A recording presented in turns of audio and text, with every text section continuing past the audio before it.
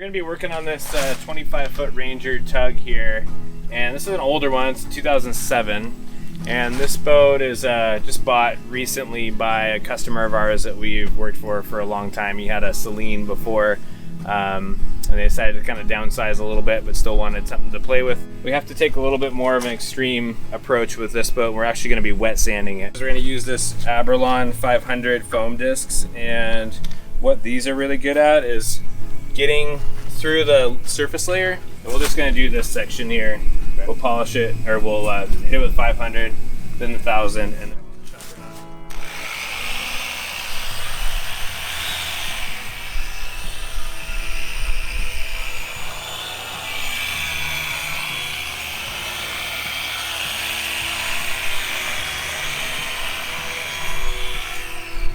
squeegee here in a second, Brandon. That'd be great because we can just squeegee this off then.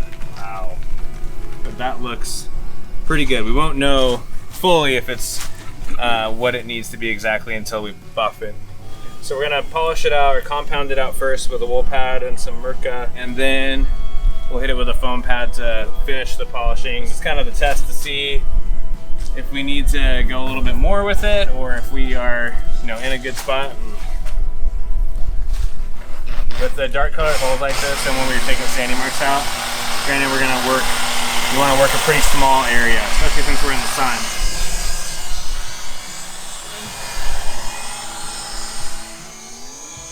Yeah, so we've got this all compounded with a wool pad, and it looks, brought it back really well. It's looking a lot better. This wool pad here is kind of like almost like an 80 grit, sanding paper. So what we do is we've got this fine finishing foam pad here.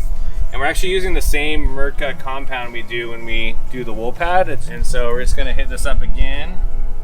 Like I said, a lot of people stop here, and that's when you don't quite get the results that you can if you keep going.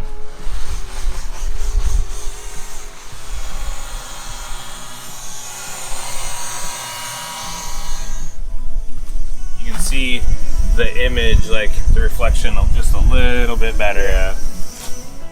Now we're kind of at the finish line here on the hull. So we've gone through that process of wet sanding with the 500 grit and then the 1,000 grit, and then buffed it with a wool compounding pad. This is a really great example of kind of a restoration job. So what we did is basically got that outer oxidized layer off of the surface and got down to a fresh layer and then polished that out. This guy wants to be able to come from Colorado and enjoy his boat and use it and not have to work on it. So when he gets here, he can actually take it out and enjoy it. And that's our goal, is to help him do that. And that's kind of what we've done here. We're bringing it back, and then we'll set up a maintenance plan to keep it maintained, wash it regularly, and wax it on a regular basis to maintain the shine.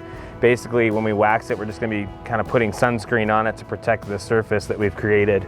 And then that will make it so that it's shiny, it's easier to clean, and it's ready for them to enjoy and use when they come out here from Colorado.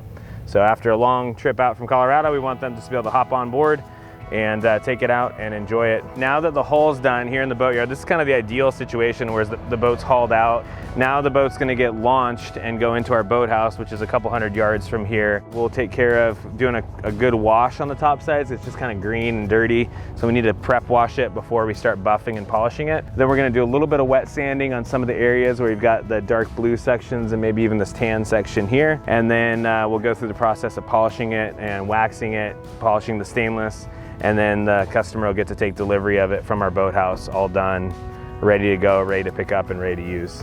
Doing this for almost 20 years, and we've learned a lot on what the right process is and what the right products are. And really excited we get to do this for people. It's a very cool before and after.